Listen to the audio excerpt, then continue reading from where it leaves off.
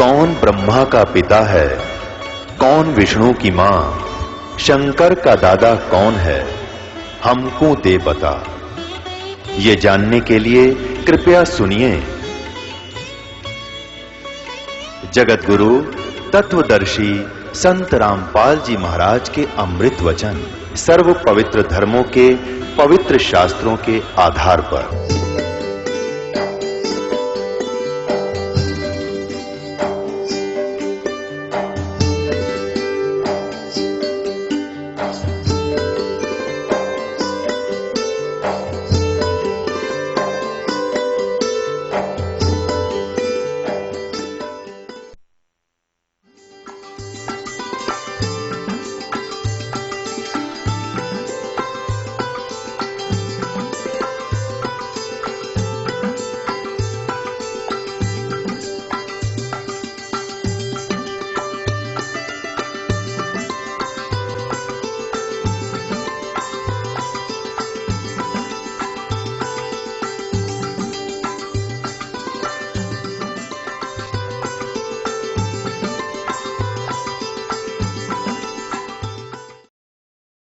शंकर जी ने कहा कि मेरे मंत्र को प्राप्त करके, मेरे ज्ञान को प्राप्त करके ये अमर हो गया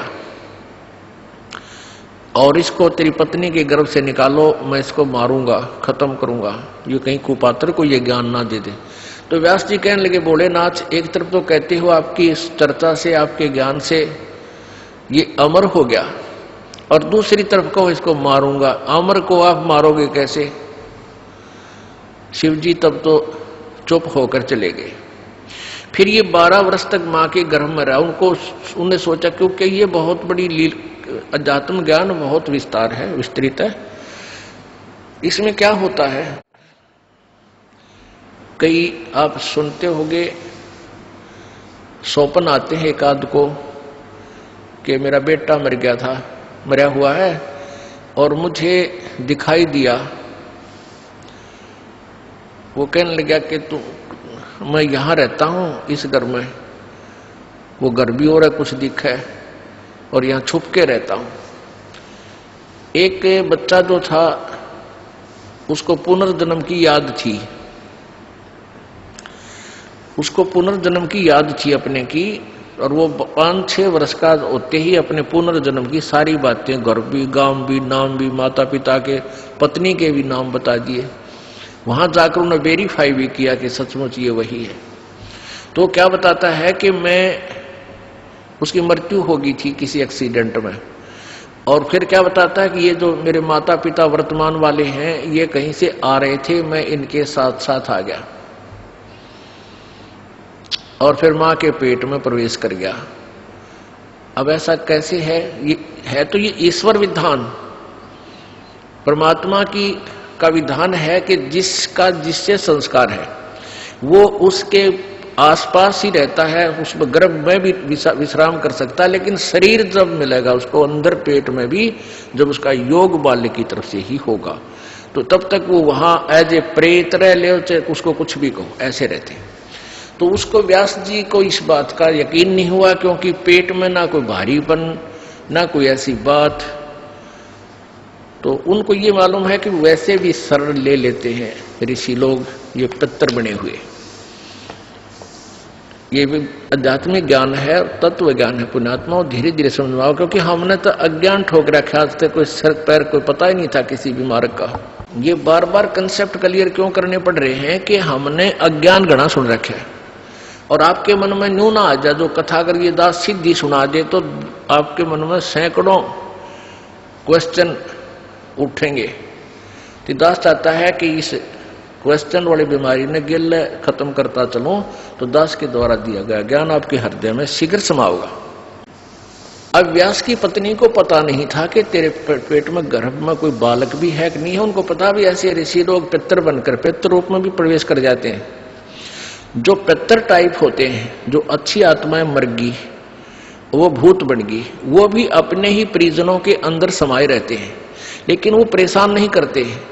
और जो दुष्ट टाइप मरते हैं वो चंडाल भूत होते हैं, वो प्रवेश करके फिर उनकी दुर्गति रखते हैं कि शराब पीने जी कर शराब पीते हैं, है, उसका नाश करा देते हैं, कोई कुछ और गलतियां करा देते हैं, कोई और बदमाशी भी करा देते हैं, बहन बेटियों की तरफ भी बकवाद करा देते हैं। तो इस तरह के वो नीच टाइप होते हैं। फिर वो उनका पता कुछ का तो यहाँ आते हैं जब पता लगता है, क्योंकि यहाँ 75 सारे फिर फ्री होना पड़ेगा, उनको भागना ही पड़ेगा यहाँ से भगवान के दरबार।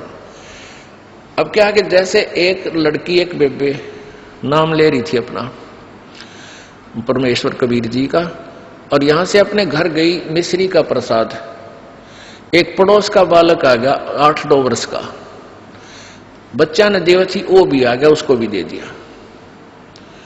अब वो प्रसाद खाते लड़का अपने घर चला गया, घर जाते दोहरा आके गिर गया। अब वो पड़ोसी शर हो गए, पता नहीं इसने क्या खवा दिया हमारे बालक ताई, अर्तन ने हमारा छोरा मार दिया। अब वह कहने लगी देखो वैसे तो आप कुछ भी कहो, ये इसे बालक ने मरा तो नहीं, वो फिर ठीक हो गया, लेकिन 2 घंटे के बाद होश में आया। अब उस बहन ने बताया कि मैंने तो यही प्रसाद अपने बालका ती दिया था, यही आप कहते दिया था, इन्हें पूछ लो चाहे, मेरा कोई उद्देश्य नहीं। फिर उसने आके यहाँ बताया कि महाराज जी ऐसे ऐसे हमने उस लड़का था पड़ोस में, उसने प्रसाद दे दिया, उसको दौरे आ गए और मेरी तो जान न साका कर दिया उन्हें, तो इसलिए हमने मना कर रखा किसी को ये प्रसाद मत दो। क्योंकि वो क्या था कारण कि वो प्रसाद देने से उसमें प्रेत विद्यमान था, उन्हीं का कोई पत्थर था, और वो प्रसाद खाने से परमात्मा की वाणी से उसमें वो चार्ज हो रहा था। प्रसाद उसी को कहते हैं, जैसे भगवान शंकर जी के शिव जी के वचनों से वो गंदा अंडा चार्ज हो गया, वो उसमें फिर दोबारा से चेतनता आएगी, स्वस्थ हो गया। तो इस भगवान के वचनों से वाणी से आप यहाँ आते हो, आपको कोई बीमारी है छोटी मोटी, तो इन वचनों से सत्संग से भी राहत मिलनी शुरू हो जाती है, और अंदर बच्चा भी कोई ऐसा गड़बड़ वाला हो तो भी स्वस्थ होना शुरू हो जाता है। ठीक है, हम तो दास हैं, फिर भी हमारी कथा परमात्मा ही की सुना रहे हैं। तो इस तरह ये बहुत लाभ देता है। आप बालक को, डॉक्टर को पता होता है कौन सी मेडिसिन और इसको कहाँ असर कर रही है। तो वो क्या था, मैंने उसको बताया बेटी उसमें प्रेत था, अरे प्रसाद खान दे उसका लागे लठ, वो छोरे मत निकलना नहीं चाहा था, वो इस तरह बेहोश हो गया, फिर वो छोड़कर उसने उसमें से निकलना पड़ा, फिर वो लड़का होश में आ गया। तो ऐसी गलती मत करो, तुम बदनाम भी हो गए।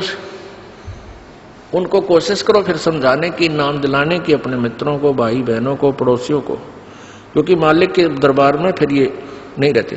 तो कहने का भाव दास का ये है कि ऐसी स्थिति में सुखदेव जी उसके गर्भ में पहुंच गया, और गर्भ धारण चाहे 10 दिन बाद हुआ हो, शरीर तैयार होना शुरू हुआ, फिर वो उसमें प्रवेश कर जाते। शरीर जब बनना शुरू हुआ माता पिता का योग से, तो उसमें फिर वो जो शरीर में अंग कुछ ऐसी भी होता है कि महीने 2 महीने 20 दिन के बाद भी प्रवेश कर जाती हैं, जो आत्माएं सिद्धि युक्त होती हैं, ईश्वरीय शक्ति युक्त होती हैं। जैसे बहुत से प्रमाण हैं कि एक ये बताते हैं ना, एक 1000 वर्ष तक जीवित रहा, वो क्या करते थे, भक्ति करते रहते और अपने प्राणों को रोक कर रखते, समाधिस्थ रहते, 10वें द्वार पर श्वास रोक लेते हैं काफी समय तक। तो इस प्रकार उनकी आयु बढ़ जाती है, लेकिन शरीर की नहीं बढ़ती। वो शरीर नष्ट होता दिखा, वो छोड़ दिया। वो क्या, कई कुछ ऐसे कबीले हैं जो जल प्रवाह कर देते हैं, अपने कोई मृत्यु को प्राप्त हो जाता है बेटा या बेटी, तो वो क्या करते थे ऋषि, कोई युवा शरीर आ रहा होता है ऐसे बहता हुआ, तो उसमें प्रवेश कर जाते हैं। या जैसे कोई उठाकर ले जा रहे हैं, मृत्यु जवान लड़का मर गया, उसको स्वाह करने जा रहे हैं, और वहां जाकर के वो सिद्ध पुरुष देख लेता है, अपना शरीर छोड़कर वो घूमता रहता है। युवा लड़का देखा, उसमें प्रवेश कर गया, फिर वो कई कहते हैं भाई वो तो जीवित हो गया, तो वो वहां उठकर वापस आ जाते। कुछ एक का वैसे भी संस्कार ऐसे हो जाते हैं कि वो वैसे भी स्वयं भी जीवित हो जाते। तो ऐसे वो ऋषि लोग क्या करते थे, उस युवा शरीर में प्रवेश करके अपने फिर साधन करने के लिए निकल जाते थे। ऐसे काफी समय तक ये एक सिद्धि होती है जो दूसरे में प्रवेश कर सकता है। तो इस प्रकार ये आध्यात्मिक ज्ञान आपने समझना है। अब सुखदेव ऋषि ने सुखदेव ऋषि 12 वर्ष का हो गया, मां के गर्भ 12 वर्ष तक बाहर नहीं आया। अब ब्रह्मा विष्णु महेश दोनों आए, और तीनों आए, ब्रह्मा विष्णु महेश तीनों ने आकर कहा कि व्यास की पत्नी, आपके गर्भ में एक बालक है, उसको हम 2 बात करना चाहते हैं। वो 12 वर्ष से आपके गर्भ में बाहर नहीं आ रहा। तब उसकी व्यास की पत्नी ने कहा कि मुझे तो ऐसा आभास ही नहीं हो रहा कि मेरे पेट में बालक है। तब व्यास उसने शंकर भगवान ने कहा कि मैं उस दिन आया था, ये उसी दिन के बाद कुछ दिन के उपरांत इसने तेरे पेट में शरीर धारण कर लिया है। तब उन्होंने वार्ता की सुखदेव से। ब्रह्मा विष्णु महेश ने कहा कि सुखदेव बाहर आजा महात्मा भक्त, अब 12 वर्ष तक मां बच्चों को गर्भ में रखेंगी, ये हमारी परंपरा बिगड़ रही है भाई। 9 महीने मुश्किल हो जाते एक मां ने बच्चे को पेट में रखना, और ये कि तूने तो रिवाज बदल दी हमारी, 12 वर्ष तक अगर पेट में सारे रहने लगे तो समस्या पैदा हो जाएगी, तू बाहर आ जा। अब सुखदेव ऋषि बोला कि भगवान, आप बाहर आते ही आप हमें अचेत कर देते हो, फिर हमें कुछ भी सुध नहीं रहती। अब मुझे पता है कि मनुष्य जीवन कितना कीमती होता है, ये केवल परमात्मा पाने के लिए, आत्म कल्याण कराने के लिए मिलता है, और बाहर आने के बाद किसी को कुछ भी सुध-बुध आपके इन गुणों के द्वारा अचेत कर देने से किसी को भी नहीं रहती।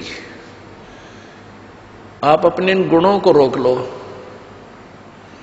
अपनी इस त्रिगुणमयी माया को स्टॉप करो, कुछ देर के लिए बंद करो, तब मैं बाहर आऊं। अब ब्रह्मा विष्णु महेश बोले, भाई इतनी तो हमारी भी पावर को नहीं, हमें इसने रोक सके। हम 1 सेकंड का भी 10वां हिस्सा इतनी देर रोक सकते हैं, इससे ज्यादा हमारी पावर नहीं, हम इसको रोक सके। तो सुखदेव जी बोले, इतना ही रोक लो तुम। कहते हैं, तीनों देवा थम भी माया, और सुखदेव उधर से बाहर आया।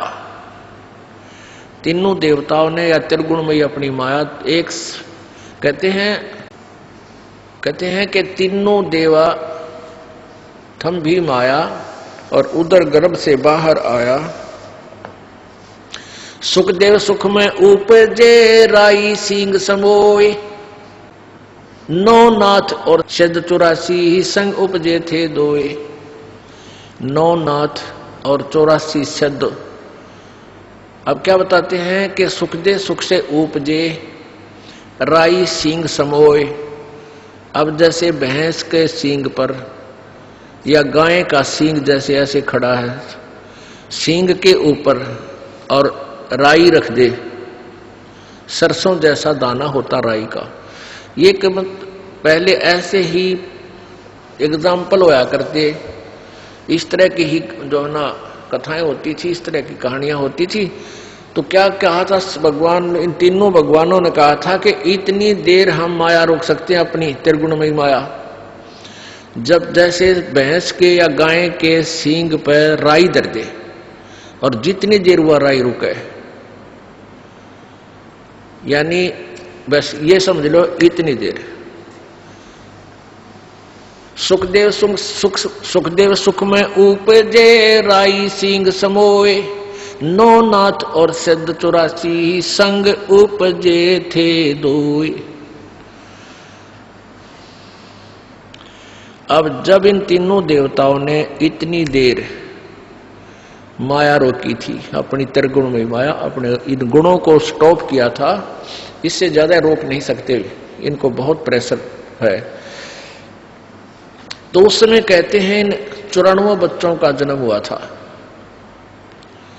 उस समय 94 बच्चे जन्मे थे। उस मुहूर्त के, उस फ्रिक्शन के, उस सेकंड में उनको भी चेतना रह गई थी मालिक के पाने की। तो उनमें से 9 तो नाथ बन गए, 84 शब्द कहलाए, और जो 94 मां था सुखदेव।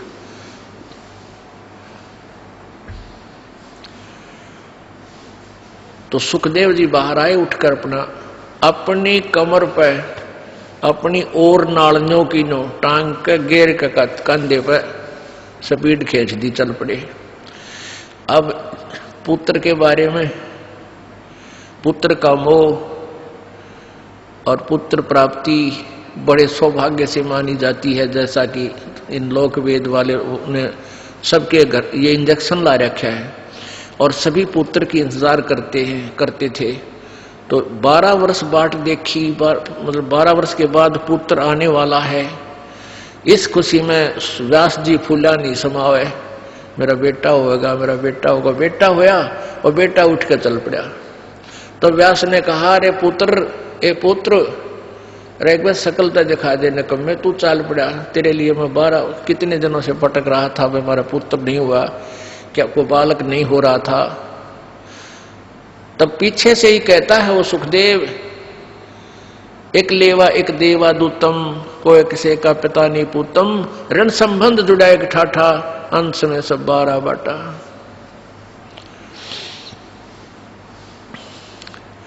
व्यास जी, सुखदेव जी कहने लगे, ऋषि जी कोई किसी का बेटा ना और कोई किसी का बाप ना जाने कितनी बार तू मेरा बेटा बन लिया, ना जाने कितनी बार मैं तेरा बाप बन लिया, और ना जाने मैं कितनी बार तेरा बेटा बन लिया, तू मेरा बाप बन लिया। ये तो इनका पीछा छुटवाना पड़ेगा और मैं ना देखूं तेरे का, ना मुझे भी तेरे में मोह हो गया तो फिर क्या करूंगा। इसलिए ऐसे ही निकल गया, आकाश में उड़ गया थोड़ी दूर जाके। क्यों? व्यास पीछे पीछे चल रहा था, बेटा आजा बेटा, एक बार। अब उसने आकाश में उड़ गया। आगे जाके फिर अपनी आप और नाल काट के पत्ते पुत्ते बांध के, पहले तो बालक थे 10-12 वर्ष के, वही अड्डे जाया करते थे। तो उसने फिर अपनी साधना शुरू की। उस साधना से पिछले जन्म की बैटरी चार्ज से स्वर्ग में पहुंच जाता था सुखदेव ऋषि। यह स्वर्ग किसे कहते हैं? स्वर्ग एक रेस्टोरेंट होता है और वहां पर साहूकार, सेठ व्यक्ति, पैसे वाले, धनी ही जा सकते हैं, ना रेस्टोरेंट में गरीब व्यक्ति का नहीं जा सकता। जिस तरह पूंजी को ना, जिसके पास पैसे हैं वो धनी है, वो किसी भी जाति वर्ग का है, यानी यहाँ किसी वर्ग से नहीं, धनी से मतलब है। तो जैसे यहाँ राम नाम के यानी सिद्धि भक्ति पुनों के जो धनी हैं वो स्वर्ग जाते हैं और स्वर्ग के अंदर अपने पुनों को अक्षीण करके फिर वापस आ जाते हैं। स्वर्ग एक रेस्टोरेंट समझ लो, एक होटल समझो। जैसे गर्मियों के दिनों में यहाँ हरियाणा, राजस्थान, उत्तर प्रदेश, पंजाब, मध्य प्रदेश आदि क्षेत्रों में भयंकर गर्मी पड़ती है मई और जून में। और जिसके पास कुछ पैसे हैं, एक्स्ट्रा सेठ है, धनी है, वो 2 महीने कुल्लू और मनाली हिली स्टेशन यानी पहाड़ी क्षेत्र में चले जाते हैं। वहाँ रेस्टोरेंट यानी होटल में कमरा किराए पर लेते हैं और वहीं खाना खाते हैं और 2 महीने 10-20 हजार रुपये जो वो लेके जाते हैं, उन 10-20 हजार रुपये को वहाँ खर्च करके और फिर वापस अपने कर्म क्षेत्र में आ जाते हैं जहाँ उनकी दुकान, बिजनेस, व्यापार है। और वहाँ 20 हजार रुपये अपने खा खर्चाए बर्बाद कराए। अब फिर नए सिरे से फिर माया जोड़ो, 20-30 हजार रुपये बच जावे तो फिर कुल्लू मनाली अगले वर्ष फिर गर्मियों में चले जाओ और फिर जेब कटवा के फिर वापस आ जाओ। तो कहने का भाव ये है कि स्वर्ग जो है ये एक रेस्टोरेंट है और वहाँ यहाँ के पुण्यकर्मी प्राणी ही यहाँ इकट्ठी की हुई माया, धन, पुण्य, उनके आधार से स्वर्ग जाते हैं। तो ये स्वर्ग पर जैसे प्रत्येक शहरों में रेस्टोरेंट होते हैं, होटल होते हैं, तो एक तो कॉमन स्वर्ग है जिसका राजा इंद्र है और प्रत्येक भगवान, जैसे भगवान ब्रह्मा, भगवान विष्णु, भगवान शिव जी की अलग से राजधानियां हैं, वहां पर भी एक स्वर्ग है। वो इस कॉमन स्वर्ग से भी अच्छा रेस्टोरेंट वहां अलग से है। सब जगह ऐसा उन्होंने अलग से अपना जो इनके जैसे विष्णु जी के उपासक हैं वो विष्णु लोक में चले जाते हैं, वहां उनका रेस्टोरेंट बना रखा, खाओ खर्चो मौज, यहाँ करो मौज। और फिर ऐसे विष्णु के उपासक विष्णु लोक में चले जाते हैं उनकी राजधानी में, तो वहां भी रेस्टोरेंट यानी स्वर्ग है। जो ब्रह्मा जी के उपासक ब्रह्मा के लोक में, देवी के उपासक देवी के उस रेस्टोरेंट में स्वर्ग में चले जाते हैं, देवी धाम पर बने हुए उस रेस्टोरेंट यानी स्वर्ग में। तो ये सुखदेव ऋषि स्वर्ग में जाता था, सहशरीर चला जाता था, और वहां के व्यक्ति, वहां के जितने भी देव पुरुष थे वो उनकी बड़ा सत्कार करते थे, आदर करते थे कि भी बड़ा सिद्धि वाला व्यक्ति है, ऐसे इसे कलयुग में ना ऐसे समय में और उड़कर आ जाता है। एक दिन वो विष्णु जी के लोक में चला गया। कौन? सुखदेव। उसकी पिछले पनों की बैटरी चार्ज थी, पिछले पनों से उसके शरीर में वो सिद्धि शक्ति थी। एक सिद्धि आकाश से उड़ जाई, एक सिद्धि जल पैर न लाई, एक सिद्धि कुछ खावन पीवे, एक सिद्धि जो बहु जुग जीवे। इस तरह ये 24 सिद्धियां हैं।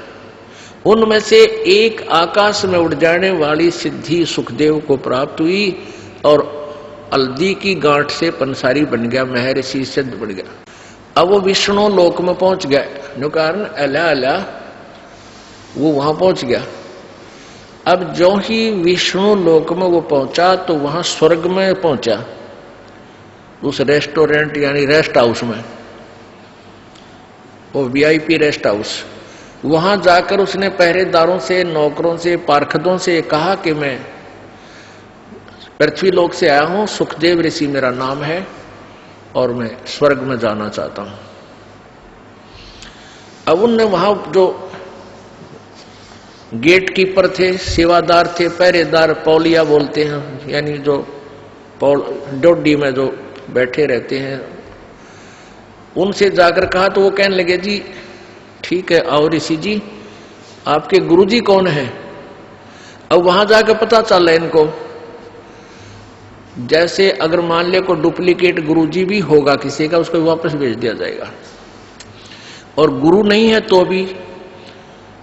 तो उसने वहां पूछा कि तुम्हारा आप जी का गुरुजी कौन है, फिर वो रजिस्टर में मिलाओगे वो मान्यता प्राप्त है कि नहीं है। सुखदेव ऋषि कहने लगा मेरा कोई गुरु नहीं है। पार्षद बोले ऋषि जी फिर आपको अंदर जाना अलाउड नहीं है। अब सुखदेव ऋषि कहने लगा क्यों भाई, ऐसी कौन सी बात है, गुरुजी बनाना क्या आवश्यक है, जब मैं बगैर गुरु बनाए ही यहां आ गया हूं, गुरु बनाए हुए भी यहां आते हैं। तो बोले जी हमने तो इस बात का पता नहीं क्यों आवश्यक है क्यों नहीं, पर आदेश भगवान विष्णु जी का है कि जिसका गुरु नहीं है वो स्वर्ग में प्रवेश नहीं कर सकता, इस रेस्ट हाउस में नहीं जा सकता। सुखदेव बोला भाई मैं भी ये बैठ गया यहां पर और कह दो भगवान ने मैं स्वर्ग में जाऊंगा, नहीं मेरी बात कराओ, तुम अपने घर से बना रखी तुमने ये बातें, या मेरी बात कराओ भगवान से। वो पर जो पहले वो नौकर थे, सेवक थे, दास थे, वो गए भगवान के पास के प्रभु एक सुखदेव नाम के ऋषि आए हैं पृथ्वी लोक से, उनका कोई गुरु नहीं है और वो अंदर जाने की जिद कर रहे हैं, हट कर रहे हैं। हमने आपका आदेश भी सुना दिया पर वो मान नहीं रहे हैं, वहीं बैठे हैं।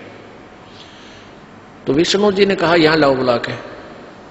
अब जो बुलाकर ले गए ऋषि जी को, अब देखो पुण्यात्मा, सुखदेव ने सोचा तो नहीं था कि भगवान मैंने शाबाशी देंगे, कि वाह बेटा वाह कमाल कर दिया ऋषि जी, तूने तो बड़ी कमाई करी, बड़ा उत्तम बच्चा है तू, तो बड़ा खुश होंगे और सीने से लगाएंगे, बहुत अच्छी आत्मा है, सतगुण युक्त भगवान है।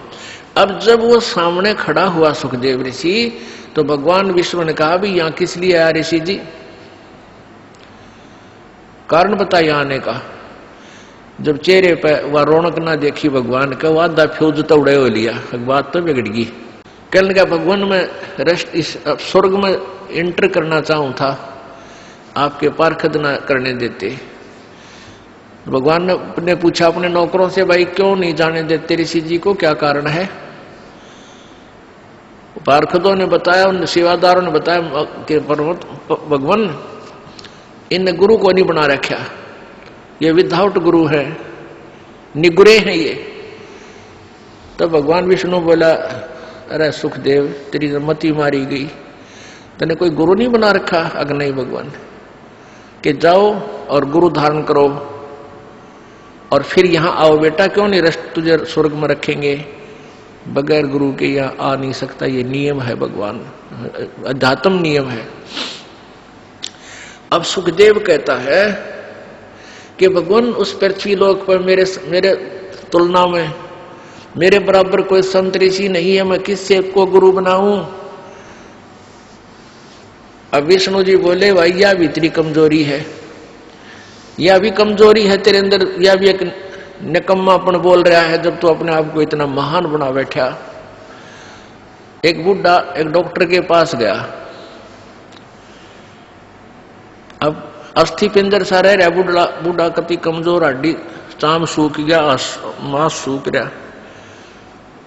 डॉक्टर से कहने लगा, डॉक्टर जी मैं जब खड़ा होता हूं मुझे चक्कर आवे हैं, चक्कर से आते हैं। तो डॉक्टर ने देख लिया अस्थि पिंजर रह रहा बुढ़ा, ने बोला, बाबा जी तेरा कमजोरी है, यानी शारीरिक वीकनेस है, यानी आपका शारीरिक कमजोरी है, ताकत कोई ना रही, बुढ़ापा आ गया। कहने लगा मेरी पिंडियां में दर्द हुआ है, पिंडी भड़के हैं, यानी पिंडलियों में पीड़ा रहती है। डॉक्टर बोला कमजोरी है। ने बोला कड़ दुख है डॉक्टर जी, कमर में दर्द रहता है। डॉक्टर बोला कमजोरी है। और बूढ़ा छोम आ गया, गुस्सा हो गया, बोला तू डॉक्टर है गम चक्कर है, एक के बाद जाना है कमजोरी है कमजोरी है, और भी कमजोर, लाल हो गया। डॉक्टर बोला बाबा यह भी कमजोरी है, क्योंकि कमजोर आदमी ने गुस्सा गणा है, जिसमें शारीरिक बल नहीं होता उसमें क्रोध भी गणा हो से, तो यह भी एक कमजोरी है तेरी के लक्षण है। तो उस समय भगवान विष्णु ने कहा कि यह भी तेरी कमजोरी है सुखदेव, जो तू अपने आप को एक महान मान रहा है। अरे महान तो एक है संसार में, वो परम पिता, और दूसरा अपने आप को इतना अंडी मानना है, वो निकम्मा आदमी है, घोर निकम्मा, और निकल जाए यहां से। और कहा अब जाके राजा जनक को गुरु बना, राजा जनक से उपदेश ले, वो आज के वक्त में मेरे सत्र का और स्वर्ग सत्र का वो मान्यता प्राप्त गुरु है। अब वहां से तो मुंह लटका कर चल पड़ा, अब आ गया उस इंद्र वाले स्वर्ग में, कॉमन स्वर्ग में। अब वहां जब वो पहले आता था तो चेहरा न्यारा खिला हुआ होता था, उस दिन गया था मुंह लटका हुआ था। अब वहां बैठे देवताओं ने पूछा कि आओ महात्मा जी, महर्षि जी, आज किस टेंशन में हो आप, क्या चिंता है आपको? अब सुखदेव ऋषि कहने लगा, भाई महापुरुषों चिंता का कमी ना रही चिंता की, तो मैं ऐसे ऐसे विष्णु जी के पास गया था भगवान के लोक में, और वहां मुझे स्वर्ग में रहने से मना कर दिया, भगवान विष्णु जी ने भी मना कर दिया।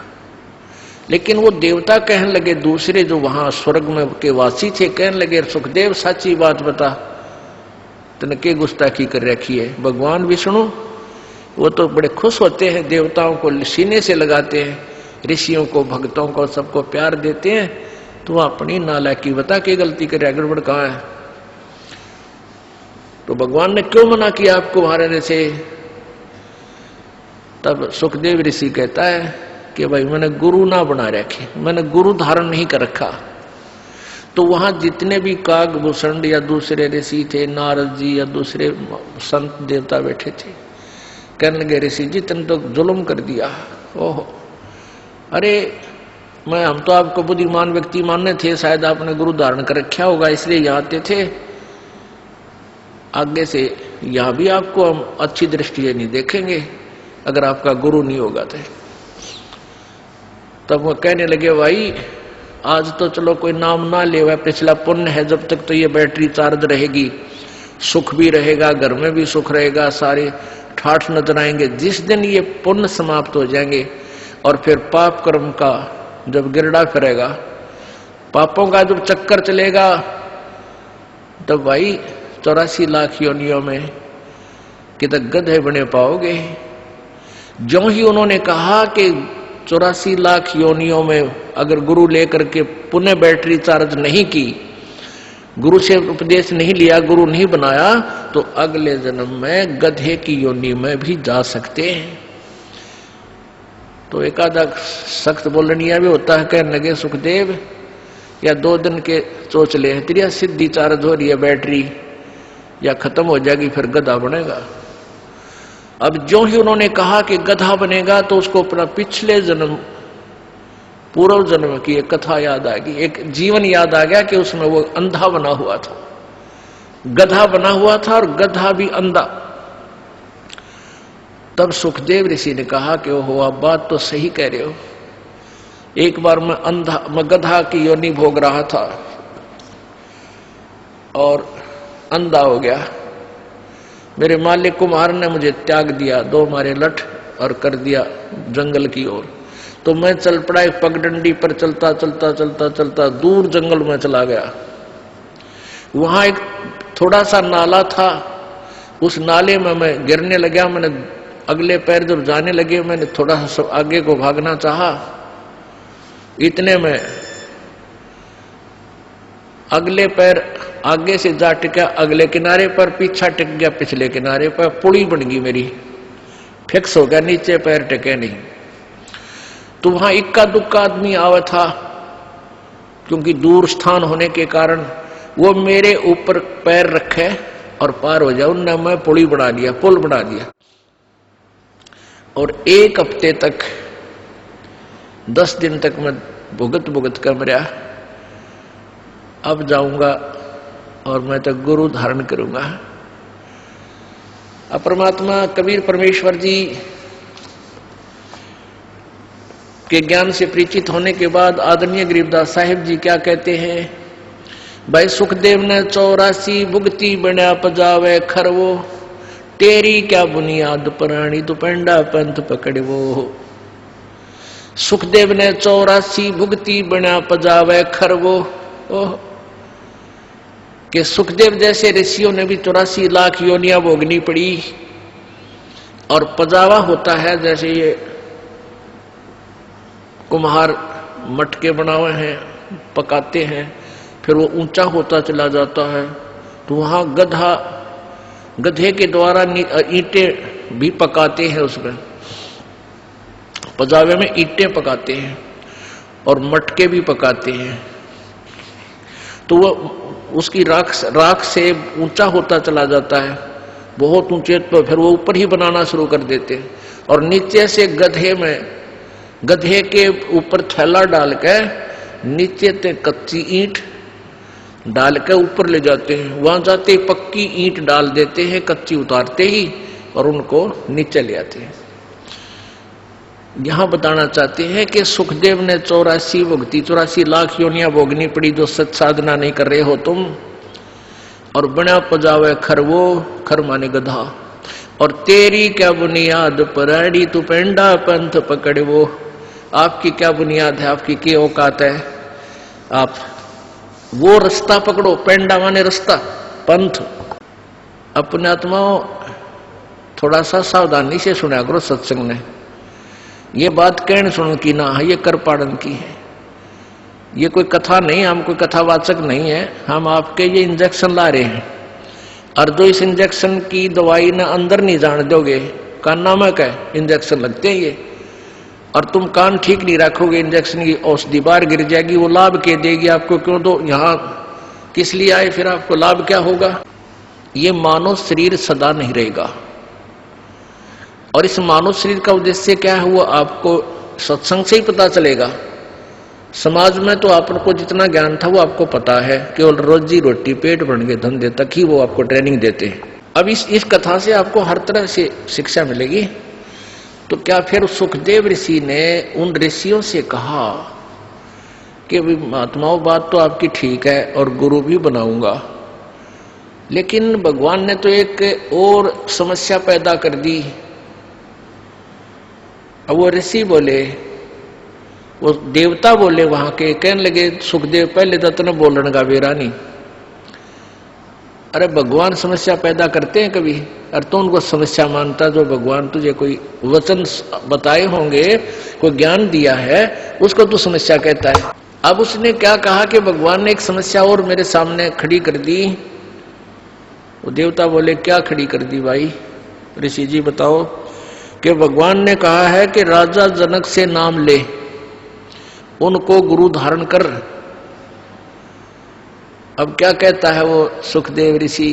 ठीक है, अच्छी आत्मा भी थी, सिद्धि भी थी, पिछले पुण्य भी थे, लेकिन शिष्टाचार और अभिमान, शिष्टाचार नहीं था, अभिमान का भरा पड़ा था। और अभिमान इस प्राणी को किसी भी प्रकार का हो, वो भगवान से कोसों दूर रखता है। अभिमान और भगवान का खड़ा एक्सीडेंट है। जिसके अंदर जरा सा भी अहम है, अभिमान है, भगवान निकट नहीं आ सकता। ठीक है, जैसा कर रहा है वो दे देगा तेरे को वैसा ही, लेकिन मालिक नहीं मिलेगा। अब क्या अभिमान था? जनक विदेही राजा भाई, कैसे शीस निभाऊं जाई। राजा जनक गृहस्थी भाई, कैसे शीस निभाऊं जाई। सुखदेव बोले वचन विवेका, हम स्त्री का मुख नहीं देखा। राजा जनक गृहस्थी भाई ही, कैसे शीस निभाऊं जाई। अब यहां बात बिगड़ी हुई, सारे इस यहीं तक सीमित है सबकी बुद्धि। अब जिसने घर त्याग दिया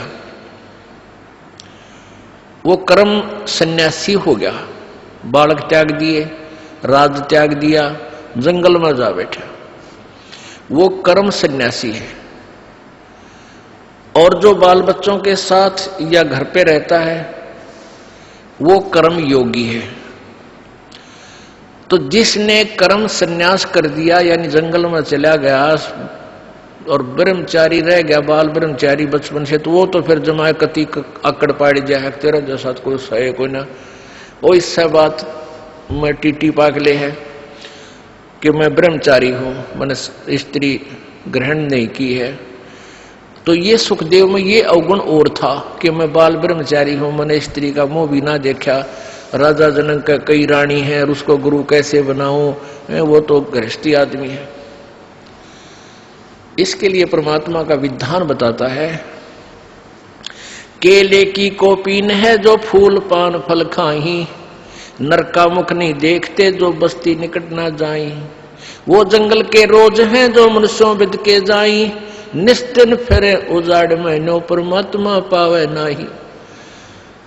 अब क्या कहते हैं भाई, एक व्यक्ति कह रहा था ना, बोला वहां ऋषिकेश तो ऊपर एक जंगलों है में एक ऐसा महात्मा रहता है, शरीर पर नी वस्त्र रहता, कोई कपड़े नहीं रखता, ना खाना खाता, फूल पत्ते खाकर अपना साधना करता है, और लंगोट की जगह कर केले के पत्ते बांध रहा है।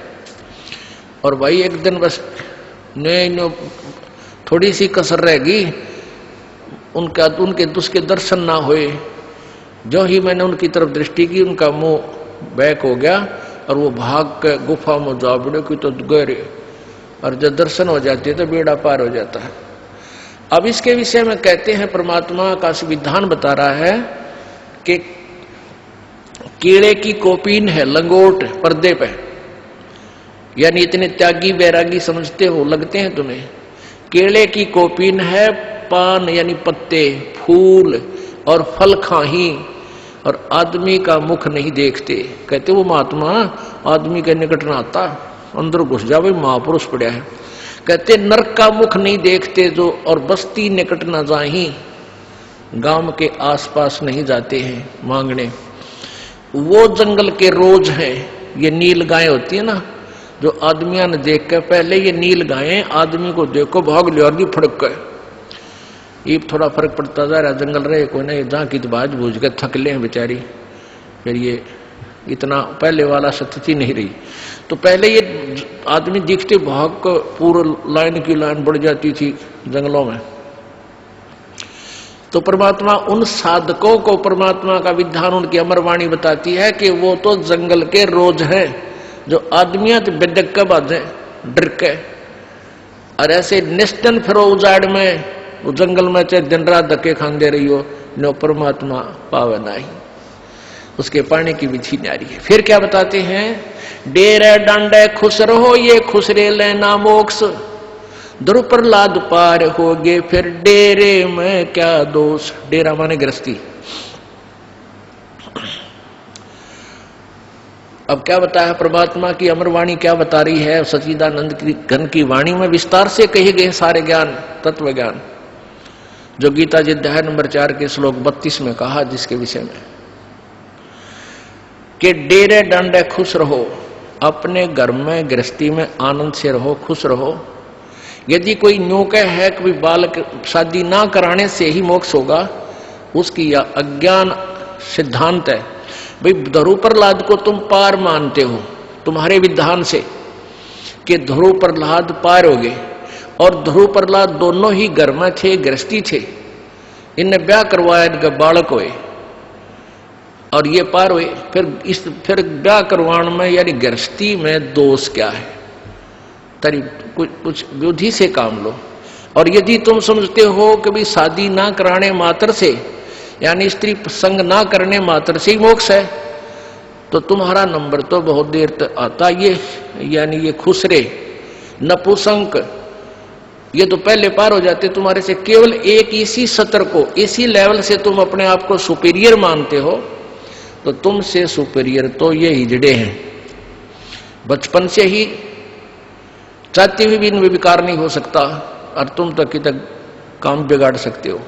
तो कहने का भाव ये परमात्मा का कि परमात्मा की भक्ति से खुसरे करो, और ते ब्रह्मचारी करो, और ते शादीशुदा करो।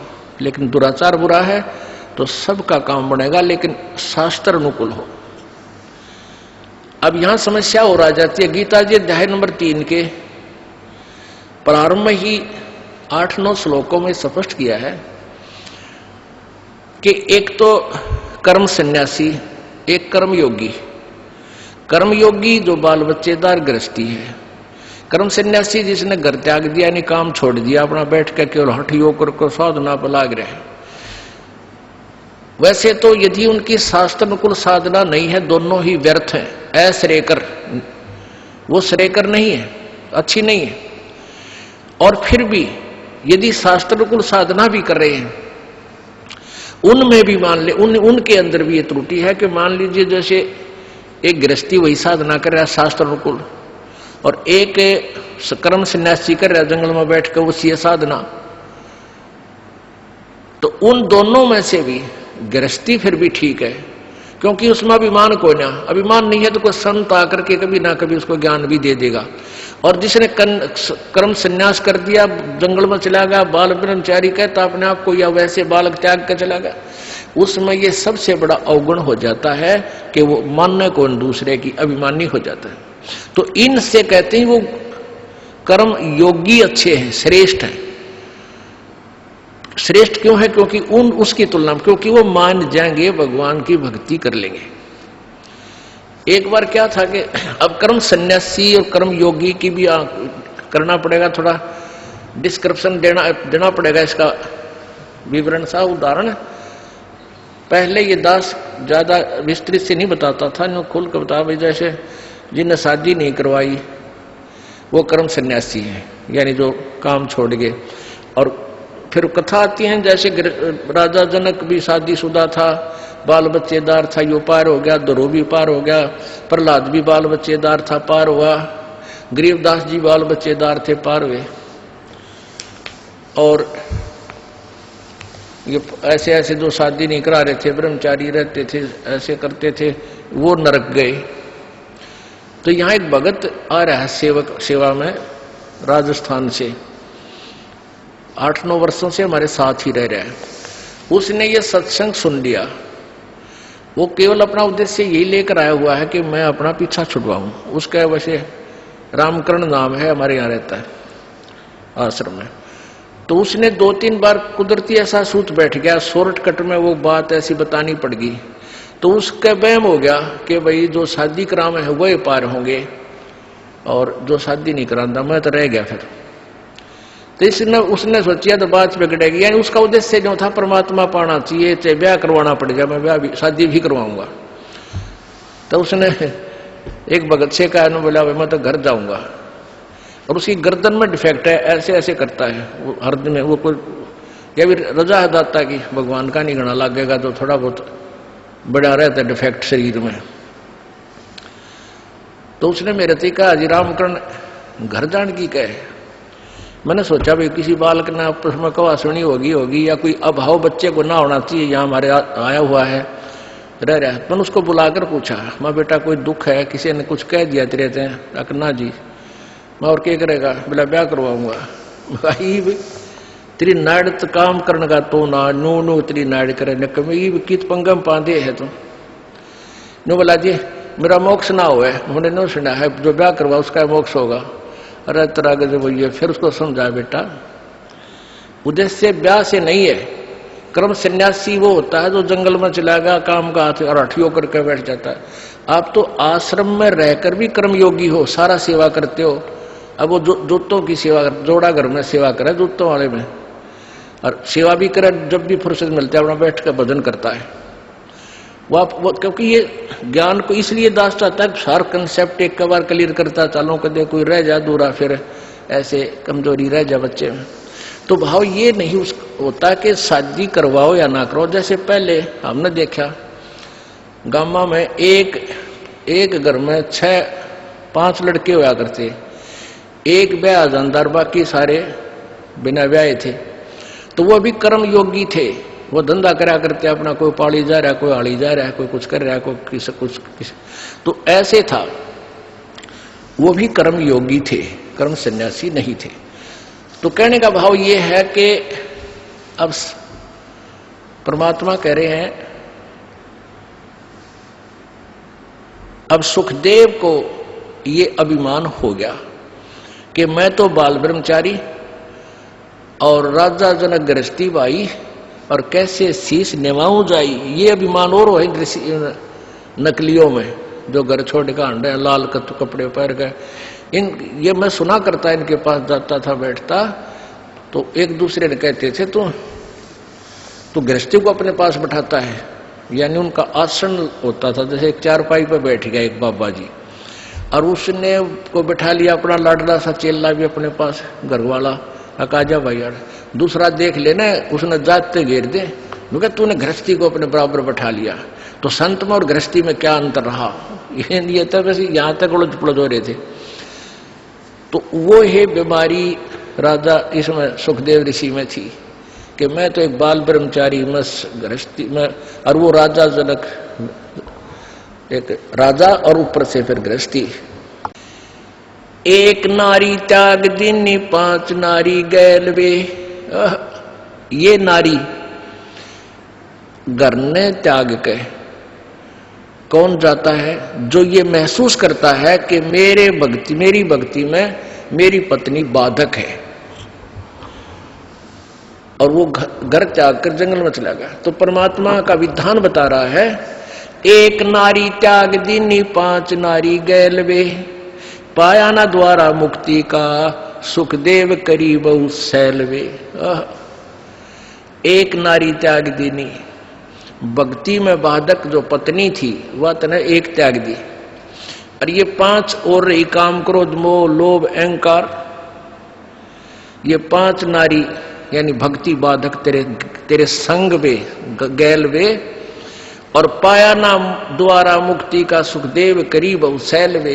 सैल सपट्टे बहुत करे, सैल माने सैर, कदे स्वर्ग मर कदे दूसरे स्वर्ग मर कितने सैर सपट्टिया मर, कहते नो मालिक ना मिलता।